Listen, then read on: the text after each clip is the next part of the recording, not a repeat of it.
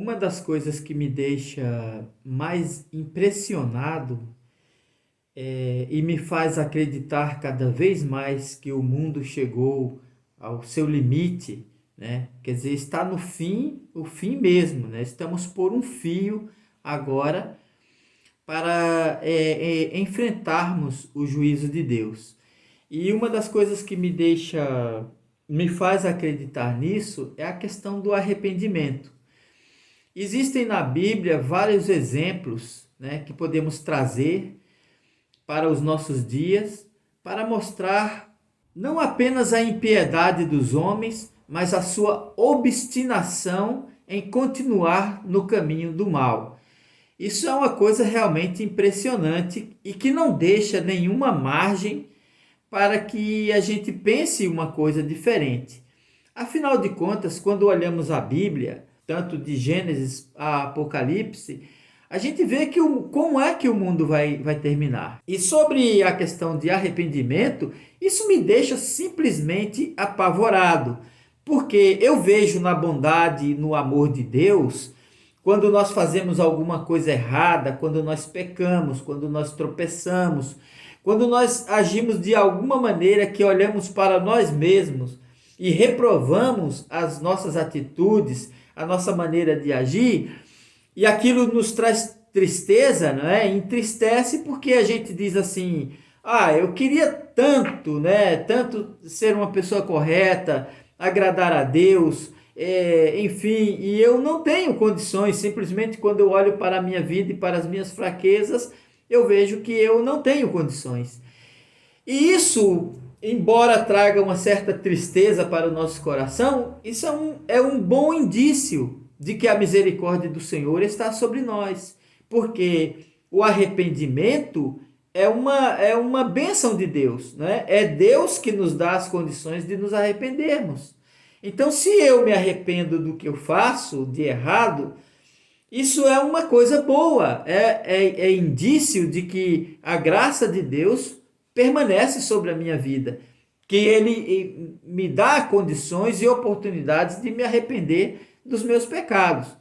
Então, quando eu vejo alguém fazendo uma coisa errada e continuando, insistindo obstinadamente naquele erro, isso me deixa apavorado, isso me deixa perplexo. Porque como pode alguém praticar o mal e permanecer nele e seguir obstinadamente contra a vontade de Deus sem nenhum indício de que haja arrependimento? E aí sim, esta obstinação, este contínuo desobedecer a Deus, essa maneira de continuar nessa rebeldia, isto sim é indício de condenação, indício de que a pessoa está condenada. Não é que ela vai ser condenada, ela já está condenada. Porque Deus nega arrependimento a essa pessoa, porque ela rejeitou a oferta de Deus de se arrepender, e então Deus larga de mão. Ele vai se afundando cada vez mais no pecado, de onde, obviamente, ele não vai poder voltar. No livro de Apocalipse, no capítulo 9 e versículo 20 e 21, tem uma palavra que eu quero ler. Eu tenho lido bastante no livro de Apocalipse, porque nesses dias eu estou me preparando para um estudo bíblico no livro de Apocalipse, né? Um estudo que vou dar um estudo panorâmico a respeito do livro de Apocalipse, então eu tenho lido bastante. Mas esta palavra encontra respaldo em todo o Velho Testamento e no Novo Testamento. E durante esta mensagem eu vou me referir a essas outras partes. Mas essa daqui é realmente interessante. Ela diz assim, Apocalipse capítulo 9, versículo 20 e 21 diz assim: "E os outros homens que não foram mortos por estas pragas não se arrependeram das obras de suas mãos, para não adorarem os demônios e os ídolos de ouro e de prata e de bronze e de pedra e de madeira, que não podem ver, nem ouvir, nem andar. Versículo 21. E não se arrependeram dos seus homicídios, nem das suas feitiçarias, nem da sua fornicação, nem dos seus furtos. Né? Existe também no livro de Apocalipse outra passagem que diz basicamente a mesma coisa, né? Que as pessoas não se arrependeram e não pararam de adorar os demônios, não pararam de fazer nada disso, mesmo vendo a desgraça na vida dos outros. Eu digo que o juízo de Deus, a Bíblia diz assim que o Senhor colocou como exemplo as cidades de Sodoma e Gomorra, o dilúvio, né? Colocou como exemplo para aqueles que vivessem impiamente, né? Existe um ditado que diz assim, ó, castigue um e eduque 100. Então, nesse caso, Deus deixa como exemplo, quando castiga uma pessoa, ele deixa aquilo um exemplo para ver se os outros olham para aquela situação e se convertem ou se arrependem. Mas isso não é muito comum de acontecer. Isso na maioria das vezes não acontece. Quando eu leio essa palavra aqui, e isso se refere aos castigos de Deus, que Deus trará sobre a humanidade, e os homens verão os outros sofrerem, e os que não forem mortos por aquelas desgraças, por aquelas tragédias, também não vão se arrepender. Quer dizer, vão continuar fazendo a mesma coisa.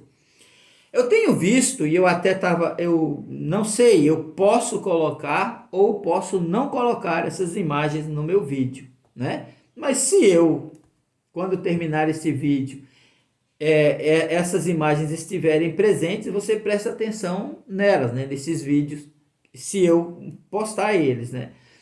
E posso também não colocar por outras razões, tipo assim, é muito fácil encontrar pessoas que defendem o que é errado, então me parece meio inútil você mostrar uma coisa para alguém e ela começar a arrumar desculpas a respeito disso. Mas eu tenho visto ultimamente, e vi vários vídeos desse no YouTube, de pessoas morrendo dentro da igreja, muitos pastores morrendo durante pregação no púlpito. E isso não é muito antigo, isso é recente. Né? De uns 2 anos para cá, apareceram muitas filmagens no YouTube de homens pregando e morrendo no púlpito. As razões geralmente não são as causas da morte não são divulgadas.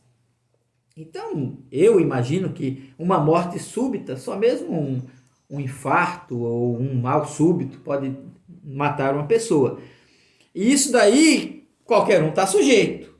Mas o problema é que quando ele morre na igreja, morre no púlpito, eu já ouvi muita gente dizendo, olha que bênção, fulano morreu pregando, fulano morreu no culto, mas eu não vejo bênção nisso. E não quero julgar o mérito do caso de cada um, porque só quem conhece a vida das pessoas é Deus. Só Deus conhece. Então não nos cabe julgar se aquela pessoa estava ou não em condições de morrer e ir para o céu com Jesus. Mas a verdade é que quando nós lemos no Velho Testamento, a maneira como Deus ensinou os sacerdotes a se aproximarem dele, quem conhece a Bíblia, quem já esteve numa escola dominical ou quem já frequentou um curso de teologia, sabe que os sacerdotes só podiam entrar no Santo dos Santos uma vez por ano e não podiam entrar sem sangue, senão eles morriam. E Deus disse para eles que ele seria santificado naqueles que se aproximassem dele. Quer dizer, quem se aproximar de mim tem que se santificar. E aí os sacerdotes tinham em suas vestes uns sininhos, né? Enquanto eles estavam fazendo o serviço do templo. E até mesmo, alguns dizem que eles eram até amarrados com uma corda, porque se acontecesse de um sacerdote cair morto, né, diante do altar de Deus, lá no Santo dos Santos, ele seria puxado com uma corda, as pessoas não iam lá, e outro se prepararia para fazer aquele trabalho. Veja que morrer diante do altar não é um bom indício, não é uma coisa muito, como é que se diz assim, não é muito espiritual. E se é espiritual, me parece mais ser o juízo de Deus sobre aquela pessoa. Eu digo assim, se por acaso Deus tivesse que matar todos os pastores, todos os pregadores que sobem nos púlpitos com suas vidas arruinadas, com suas vidas depravadas, com suas vidas imundas, né? Se Deus tivesse que matar todos eles, acho que sobraria bem poucos crentes e bem poucos pastores. Então, quando acontece com um, Deus espera que os outros tomem aquilo como um aviso para não andar de forma ímpia. Então não me parece nada espiritual ou abençoado morrer durante uma pregação ou quando você está pregando no púlpito. Temos um outro exemplo também lá no Velho Testamento de dois sujeitos que morreram diante do altar de Deus, e foi Nadab e Abiú. E morreram justamente porque apresentaram fogo estranho diante do Senhor, saiu fogo diante do Senhor e fulminou eles. Então não sei por que razão um crente fiel, verdadeiro e justo morreria diante de um altar. Então eu fico pensando, não cabe a nós, né, nas imagens aí que porventura eu tenha colocado aí, não cabe a nós julgar esses casos dessas pessoas que morrem durante o culto, né? Não cabe a nós porque nós não sabemos os méritos que levaram essas pessoas, o mérito da questão, né? Não merecimento, mas tipo assim, não sabemos exatamente os detalhes verdadeiros da vida dessas pessoas para que elas tenham sido fulminadas dessa maneira. A verdade, no entanto, é esta. Lá no livro de Lucas, se não me engano, Jesus fala a respeito de um acidente que teve na Torre de Siloé. Alguém chega para ele e fala daquele acidente, né, que teve na Torre de Siloé, onde morreram muitas pessoas ali, acho que 30 pessoas. E depois, aí Jesus diz assim, vocês pensam que aqueles que morreram eram mais pecadores do que os outros que existiam ali em Jerusalém? Em verdade, digo que não. Mas em verdade vos digo, se vocês não se arrependerem, vocês igualmente morrereis. E aqueles outros que o Pilatos matou, né? Pilatos tinha matado umas pessoas ali, né? E ele diz, vocês acham que eles eram mais pecadores do que todos os outros habitantes? Não. Mas se vocês não se arrependerem, de igual modo perecereis. Vocês perecerão da mesma maneira. Quer dizer, Jesus não justificou a morte dos outros, mas ele disse assim, se vocês não se arrependerem, de igual modo perecereis. Querendo dizer com isso que havia sim uma razão para eles terem morrido, mas os que não morreram naquela circunstância não significava que não estavam livres de culpa, que eles também estavam sujeitos a morrer da mesma forma que eles morreram, porém em outras ocasiões e em outros momentos. Porque o que Deus espera das pessoas que vê essas coisas é um arrependimento. Tem um vídeo que mostra, por exemplo, na igreja, eu acho que na primeira igreja batista da Flórida, um pastor que chega no púlpito, né? Ele chega no púlpito ali, dando glória a Deus e tudo mais, que banda maravilhosa e blá, blá, blá, blá, né? E aí vem um membro e toma dele o microfone, né? Toma o microfone e aí destrói a vida daquele pastor. Quer dizer, destrói não, ele expõe a vida de um homem que já tinha destruído sua vida e a vida de outras pessoas. Ele traiu Esse homem que tirou o microfone da mão dele era um marido traído. Um homem que foi casado por esse pastor. Ele disse assim: esse pastor fez o meu casamento. Esse homem fez o meu casamento e ele destruiu o meu casamento, porque ele estava em adultério com a mulher desse membro. Logo em seguida, claro, isso era uma live, foi cortada, né? Nós não temos toda a imagem, né? Não sabemos o que aconteceu depois, só ficamos sabendo o seguinte, que logo em seguida o pastor renunciou ao cargo e entregou, acabou a vida dele, né? Mas aí a gente vê quantas pessoas na situação daquele pastor não existe hoje dentro das igrejas evangélicas no Brasil e no mundo. Existem milhares deles, são muitos, né? Então não era só aquele. Mas os outros, quando veem isso, em vez de se arrepender, eles continuam do mesmo jeito, eles não se arrependem. Mesmo vendo como é vergonhoso ter sua vida destruída daquela maneira, exposta de maneira escandalosa e de maneira escandalosa e estrondosa. Mas eles não têm temor disso. E aí nós vemos outros casos aí, né, de pastores morrendo nos púlpitos, e alguém ainda está dando glória a Deus porque acha que aquilo é uma coisa, ele morreu pregando. Me parece mais o juízo de Deus do que uma bênção de Deus sobre a vida dessas pessoas. E o pior de tudo, esse indício que eu digo que me deixa apavorado, esta falta de arrependimento, esta obstinação do mal, esta obstinação da humanidade de andar contra Deus, depois dessa pandemia, quando entramos de 2020 para cá, parece que o poço do abismo se abriu e os demônios saíram soltos pelo mundo. Ficaram muito piores do que antes.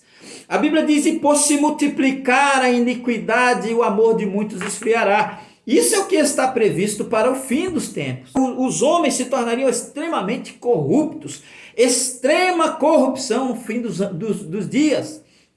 Nós vemos aqui no Brasil uma luta feroz contra a corrupção, que parece-nos, né, que o desfecho não será dos melhores, porque o mundo vai de mal para pior. Quando nós vemos tsunamis, terremotos, vulcão, chuva torrencial, praga, peste, matando, destruindo, a gente pensa que a humanidade vai tomar estas coisas como um aviso de Deus e se arrepender e melhorar os seus pecados? Não, a Bíblia diz assim: e aqueles que não foram mortos por estas pragas, que não foram mortos na guerra, que não foram mortos nos tsunamis, aqueles que não tiveram suas vidas ceifadas pela pandemia, aqueles que não tiveram suas vidas ceifadas pelas águas, aqueles que não tiveram suas vidas ceifadas pelo incêndio, aqueles que não tiveram suas vidas ceifadas pelas guerras, não se arrependeram dos seus pecados, não se arrependeram das suas ladruices, não deixaram de oferecer sacrifícios aos demônios, não deixaram de praticar a feitiçaria, não deixaram de praticar a iniquidade, não deixaram de praticar a idolatria. Eles não se arrependeram, simplesmente não se arrependeram. Quando eu prego a palavra de Deus, hoje, eu digo isso com todas as letras, eu não prego na intenção de converter as pessoas, eu não prego com aquela intenção que Jonas teve de ver um arrependimento nas pessoas, embora as pessoas se arrependeram depois. Porque o evangelho de Cristo não é pregado apenas para converter, ele é pregado em testemunho a todas as gentes. Ele é o aviso do profeta, é o que a Bíblia diz: prega a tempo e fora de tempo, quer ouçam, quer deixem de ouvir. Prega a palavra de Deus, Deus falou isso também para Ezequiel. Ezequiel vai e fala que eles ouçam, que não ouçam, eles saberão que houve no meio deles um profeta. Então, nestes últimos dias, a pregação da palavra de Deus, ela soa muito mais como um testemunho, um anúncio final da parte de Deus do que chamar as pessoas ao arrependimento, porque elas não se arrependem. Elas simplesmente não se arrependem. Aqueles que têm o seu coração arrependido, estas sim vão melhorar cada vez mais os seus caminhos. Mas aqueles que estão corrompidos, que suas almas estão escravizadas pelo poder do pecado, continuarão a praticar o mal de forma obstinada e perversa contra Deus, contra a sua palavra, até que as suas almas sejam ceifadas e lançadas nas profundezas do inferno, onde não se arrependerão também, mas estarão pagando pelos seus pecados, pelos seus erros e pelas suas culpas. Porque esses dias eu estava cantando o hino 484 da harpa cristã, que eu adoro aquele hino, gosto demais, e eu dizia assim: é bom, que coisa boa é você pensar, você não deve nada a Deus, né? Você que teve seus pecados perdoados, que se arrepende, você não deve nada a Deus. A nossa dívida com Deus e com Jesus Cristo é uma dívida de amor e de gratidão.